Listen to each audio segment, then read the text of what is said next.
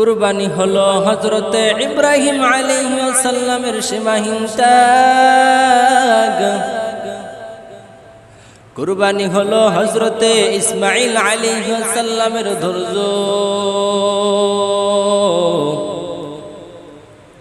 এই কুরবানির ঘটনা কঠিন কান্নার আওয়াজ।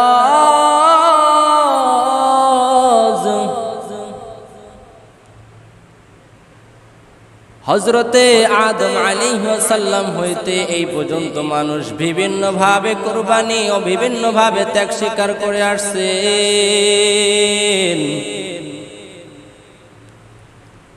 হযরতে আদম আলাইহিস সালামের দুই সন্তান হযরতে হাবিল ও কাবিল, এর মাঝে যখন বিবাহ সংক্রান্ত একটি বিষয় বিবাদ সৃষ্টি হয়ে যায়, তখন মহান আল্লাহ পাক রব্বুল আলামিন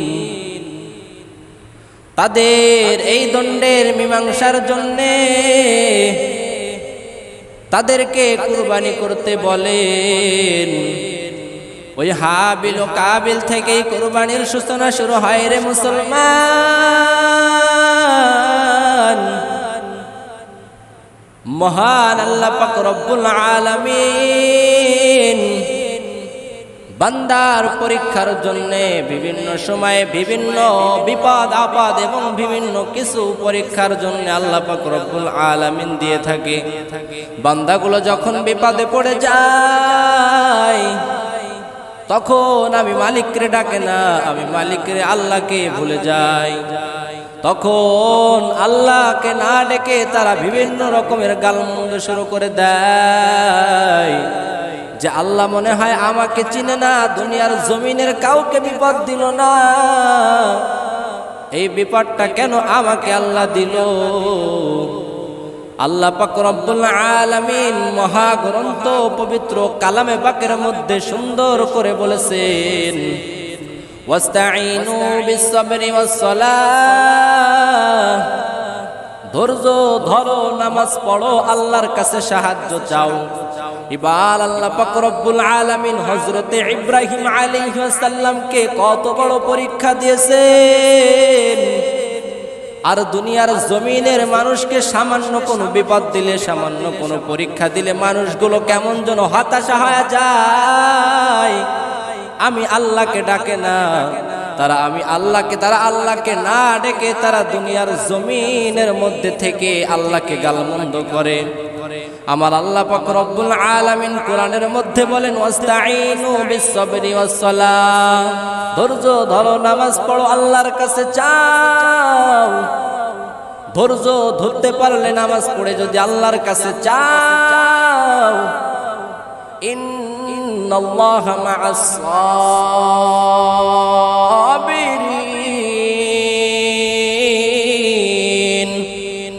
নিশ্চয় ধৈর্যধারীর সাথে আল্লাহ পাক রব্বুল আলামিন আছেন। তুমি ধৈর্য ধরলে আল্লাহ পাক রব্বুল আলামিনের কাছে চাইলে অবশ্যই আল্লাহ পাক রব্বুল আলামিন তোমাকে সাহায্য করবে। আর ইব্রাহিম আলাইহিস সালাম কত বড় মাওলার পরীক্ষায় পাশ করেছে রে ভাই।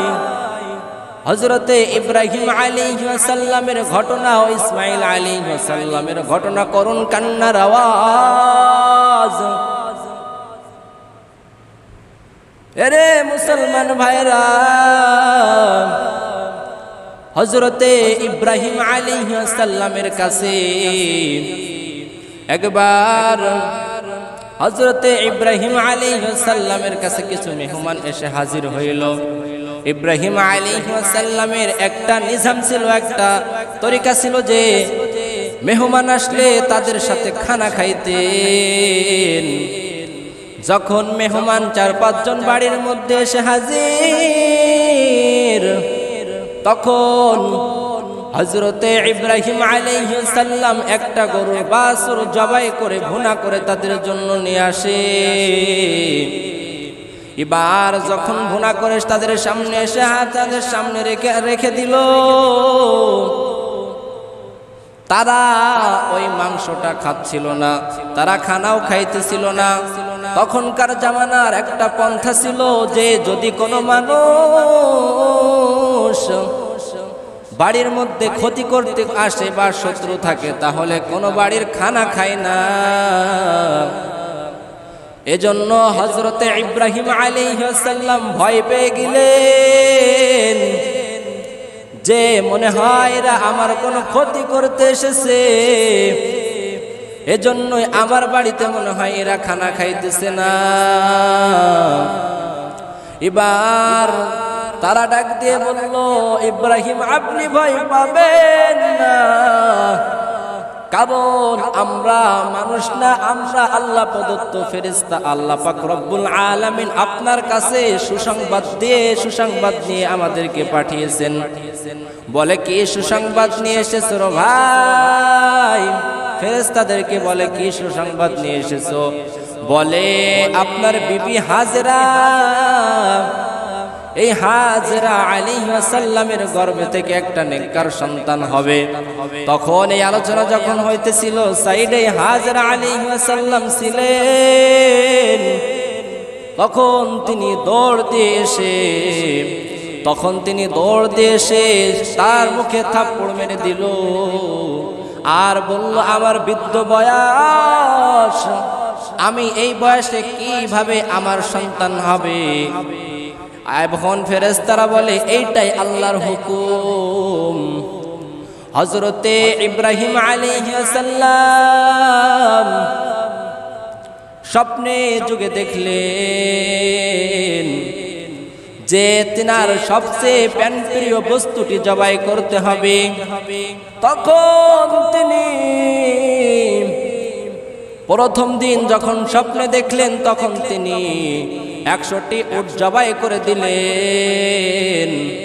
যখন 100টি উট জবাই করে দেয় কিন্তু তিনার মনের খায়েশ মিটে না। তারপর আবার 100টি উট জবাই করে দেয়, তারপরও তার মনের খায়েশ মিটে না। এরে মুসলমান ভাইয়েরা আমার, আবার তিনি তৃতীয় দিন 100টা উট জবাই করে দেয়। এইভাবে 3 দিন তিনি 300টি উট জবাই করে দিল, কিন্তু তারপরেও তিনার মনের খায়েশ মিটে না।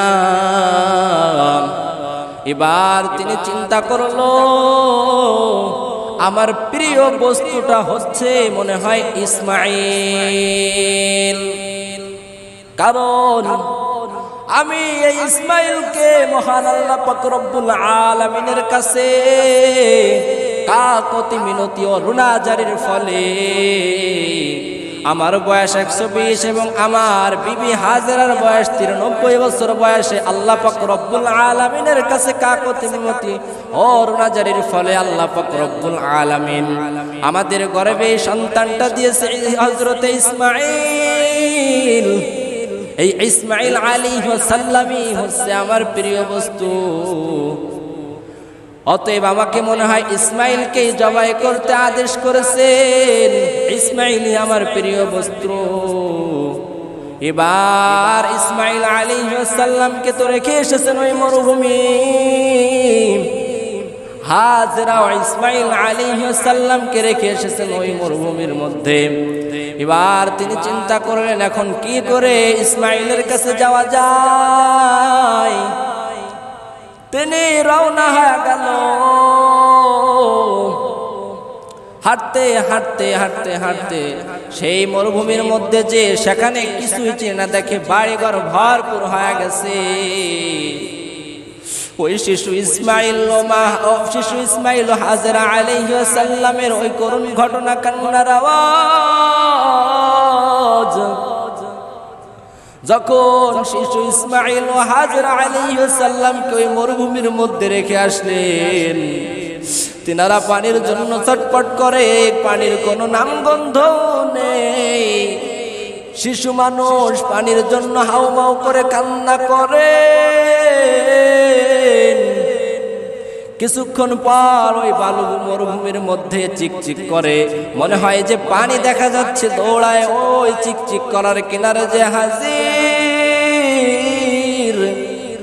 যে দেখে সেখানে কোনো পানি ও কিছুই নেই, শুধু বালি রোদের মধ্যে ঝিলিক পাড়তেছিল, কোনো পানির নাম গন্ধ নেই। আল্লাহ পাক রব্বুল আলামিন শিশু ইসমাইলের কান্নার আওয়াজ আল্লাহর কাছে সহ্য হইতেছিল না। মহান আল্লাহ পাক রব্বুল আলামিন এবার জিবরাইল আলাইহিস সালামকে পাঠিয়ে দিয়ে তাদেরকে একটা কূপের ব্যবস্থা করে দিলেন। এবার হযরত হাজর আলাইহিস সালাম ও ইসমাইল ওই কূপ থেকে তৃপ্তি করে পানি পান করলো, কারণ ওই শিশু ইসমাইলের কান্না আল্লাহ পাক রব্বুল আলামিনের কাছেও খারাপ লাগতেছিল। এজন্য আল্লাহ পাক রব্বুল আলামিন একটা পানির ব্যবস্থা, কূপের ব্যবস্থা ওখানে করে দিলেন।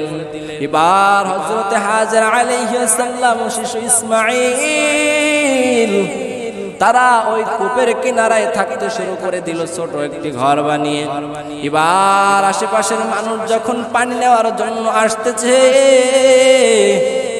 তখন হাজর আলাইহিস সালাম ডাক দিয়ে বলে, আপনাদেরকে পানি দেওয়া যাবে না, তবে দিতে পারি, একটা শর্ত আছে। বলে কি সত্য? সত্যটার কথা একটু শুনি। বলে সত্য হচ্ছে তোমাদেরকে যদি পানি দেই তোমাদের এখানে ঘর বাড়ি করতে হবে, তোমাদের এখানে ঘর বাড়ি করে থাকতে হবে। এভাবে একজন একজন করে পানি দেওয়া শুরু করলো, আর সেখানে ঘর বাড়ি তৈরি হওয়া শুরু হয়ে গেল। এরকম ভাবে হইতে হইতে সেখানে কূপের আশপাশ দিয়ে বিশাল একটা মহল্লা হয়ে গেল, বিশাল একটা মহল্লা হয়ে গেল। এখন ইব্রাহিম আলাইহিস সালাম যে দেখে যেখানে মরুভূমি ছিল, কোনো বাড়ি ঘর কিছুই ছিল না, এতদিন পর এসে এখন দেখে যে ওইখানে একটা গোত্র হয়ে গেছে, ওইখানে একটা বাড়ি, ওখানে অনেক বাড়ি ঘর হয়ে গেছে। এবার উনি ওই বাড়ি ঘরের মধ্যে, ওই গোত্রের মধ্যে সামনে গিয়ে যে জিজ্ঞাসা করে, তোমরা ইসমাইল নামে কাউকে চিনো? লোকগুলা ডাক দিয়ে বলে, ইতিপূর্বে আমরা এমন নাম শুনি নাই, ইসমাইল এরকম নাম আমরা কখনো শুনি নাই। তখন হযরত ইব্রাহিম আলাইহিস সালাম সামনে আগায় গেলেন, সামনে এগিয়ে যে আরেকজনের কাছে জিজ্ঞাসা করলে বলে এরকম নাম কখনো শুনি নাই, তবে আমরা দেখি যখন খেলা করে বাচ্চারা, তখন দেখি একটা বাচ্চা খেলা করে না, বাচ্চাটা সাইডে দাঁড়িয়ে দাঁড়িয়ে খেলা দেখে। এবার উনি সামনে গিয়ে যে দেখে ওই ছেলেটা দাঁড়িয়ে আছে। এখন হযরত ইসমাইল আলাইহিস সালাম তো বাবাকে কখনো দেখে নাই, ছোট সময় বাবা রেখে গিয়েছে, বড় হইলে বাবা আসছে, বাবাকে চিনেও না। এবার হযরত ইব্রাহিম আলাইহিস সালাম ডাক দিয়ে বলে, সন্তান আমার, আমি তোমার বাবা, তুমি এখানে আসো। তখন সন্তানকে নিয়ে হাজর আলাইহিস সালামের কাছে হাজির হয়ে গেলেন। হাজর আলাইহিস সালামের কাছে যখন হাজির হইলেন, তখন শিশু ইসমাইল বলে, আম্মু এইটাকে? বলে এইটা তোমার পিতা। তখন অনেকদিন তো পিতাকে দেখে না। শিশু ইসমাইল হযরত ইব্রাহিম আলাইহিস সালাম পিতাকে দেখে কান্না করে। এবার এতদিন পর সে হাজরাকে বলে, রে হাজেরা, আর বেশি দেরি করা যাবে না, আমি ইসমাইলকে নিয়ে একটা দাওয়াতে যাব, তুমি ইসমাইলকে সাজায় দাও। এবার হাজরা আলাইহিস সালাম চিন্তা করলো, মনে হয় কোনো দাওয়াত খাইতে যাবে, কিন্তু এইটা দুনিয়ার জমিনের কোনো দাওয়াত না, এইটা আমার আল্লাহ পাক রব্বুল আলামিনের দাওয়াত। কারণ আল্লাহ পাক রব্বুল আলামিন স্বপ্নে যুগে দেখিয়েছে প্রিয় জিনিসটি জবাই করার জন্য। এই জবাই করার জন্য হযরতে ইসমাঈল আলাইহিস সালামকে নিয়ে যাবেন। এইবার বলে সাজায় দাও। তখন যখন সাজায় দিতে বলল, হযরতে হাজেরা আলাইহিস সালাম ইসমাঈলকে সুন্দর করে সাজায় দেয়। ইসমাঈলকে সাজায় দিয়ে যখন রওনা হয়ে গেল,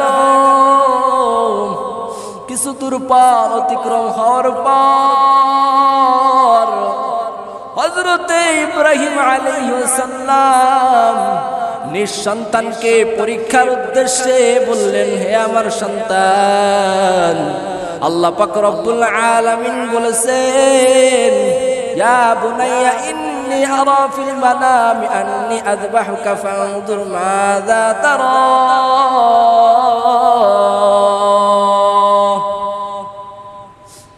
হে আমার প্রিয় সন্তান, আমি স্বপ্নে যুগে দেখেছি আমি তোমাকে জবাই করতেছি। আল্লাহ পাক রব্বুল আলামিন কোরআনের মধ্যে বলেন, এবার যোগ্য পিতার যোগ্য সন্তান পিতার প্রশ্নের জবাবে বলেন, ইয়া আবাতি ইফআল মা তু'মার সাতাজিদুনি ইনশাআল্লাহু মিনাস সাবিরিন।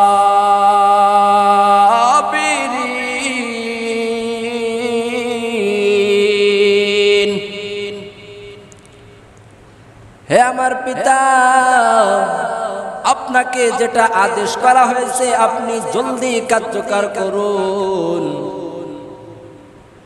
নিশ্চয় অবশ্যই ইনশাআল্লাহ আপনি আমাকে ধৈর্যধারীদের অন্তর্ভুক্ত পাবেন।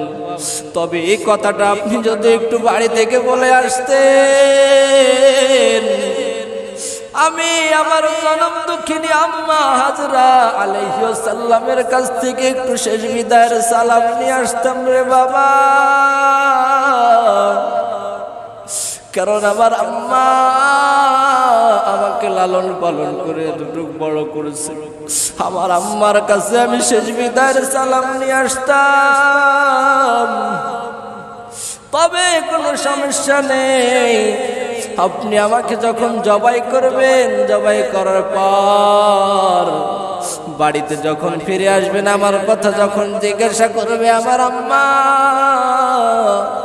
আমার রক্ত মাখা কাপড়গুলো আমার আম্মার কাছে নিয়ে আপনি দিবেন এবং আমার স্বামী ইসমাইলের সালাম আমার আম্মার কাছে যে দিবেন। এবার পিতা সন্তানের করুণ কান্নার আওয়াজ। এবার যোগ্য পিতার যোগ্য সন্তান ইসমাইল আলাইহিস সালাম বলে, পিতা শুধু তাই নয়, আপনি আমাকে যখন জবাই করবেন আপনি সুন্দর করে আমার হাতটা বেঁধে নিবেন, আপনি সুন্দর করে আমার হাতটা বেঁধে নিবেন, আমার পাওটা সুন্দর করে বেঁধে নিবেন, যাতে করে আমার হাত পাও নড়াচড়া না করে, আপনার শরীরের মধ্যে যাতে না লাগে, বিয়াদবি যাতে না হয়। এবার হযরতে ইব্রাহিম আলাইহিস সালাম হাত পা বেঁধে এবার ইসমাঈল আলাইহিস সালাম বলেন, বাবা আপনি যখন জবাই আমাকে করবেন আপনার চক্ষুটাও সুন্দর করে বেঁধে নিবেন, যাতে আপনি আপনার সন্তানকে জবাই করতেছেন এজন্য যাতে মায়া না আসে। এবার যখন ইব্রাহিম আলাইহিস সালাম জবাইয়ের কাজ শুরু করে দেন, তখন ছুরি যতই চালায় হযরতে ইসমাঈল আলাইহিস সালামের গর্দান কাটে না।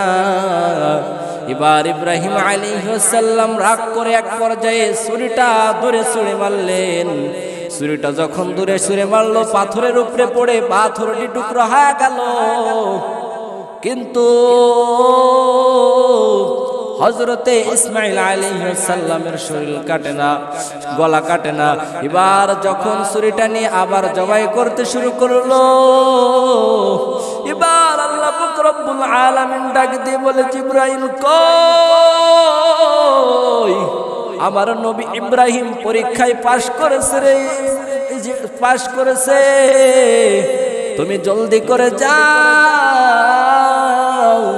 ইব্রাহিমের সন্তানকে ওখান ইসমাইলকে ওখান থেকে সরিয়ে নিয়ে ইসমাইলের জায়গায় জান্নাত থেকে একটি বকরি নিয়ে তাড়াতাড়ি চাকুর তলে শোয়া দাও।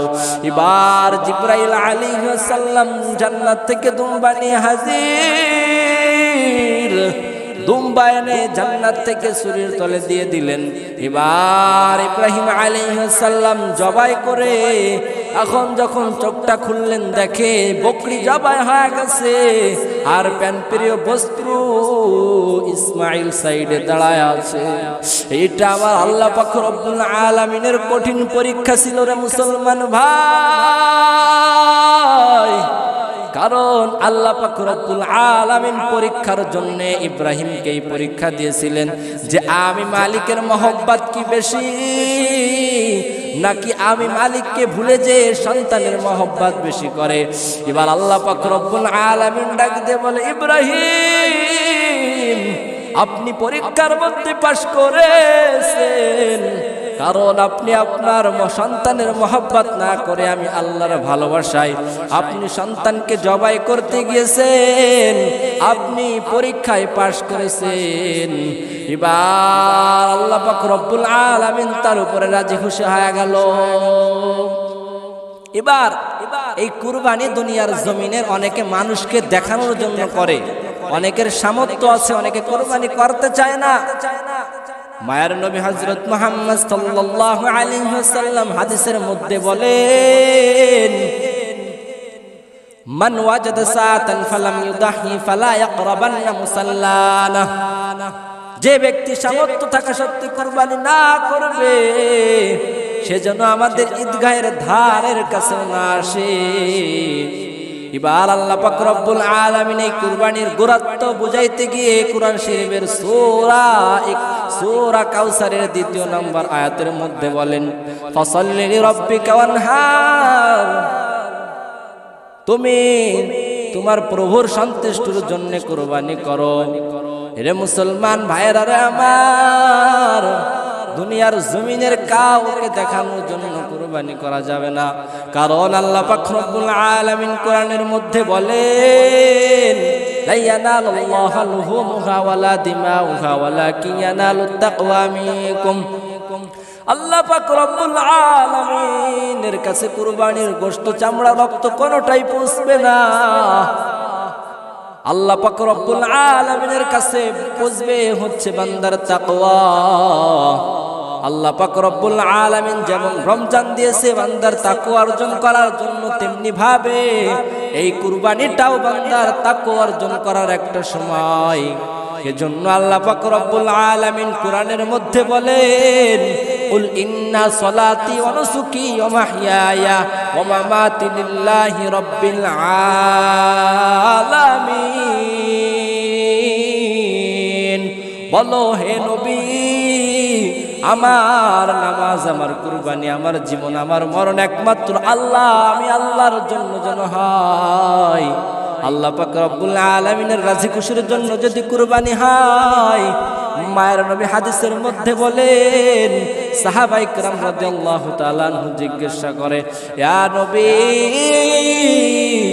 এই কুরবানিটা কি, এই কুরবানি করলে কি হবে? বলে, সুন্নাত আবিকুম ইব্রাহিম, এইটা তোমাদের দ্বিতীয় আদি পিতা ইব্রাহিম আলাইহিস সালামের সুন্নাত। এইটা করলে প্রত্যেকটি পশমের বিনিময়ে একটি করে সওয়াব দেয়া হবে। এবার সাহাবায়ে কেরাম রাদিয়াল্লাহু তাআলা আনহুরা জিজ্ঞাসা করেন যে ছোট ছোট একটি পশম আছে, এটার বিনিময়ে একটি একটি করে সওয়াব দেয়া হবে? বলে, হ্যাঁ, ছোট ছোট পশম প্রত্যেকটার বিনিময়ে একটি একটি করে সওয়াব দেয়া হবে।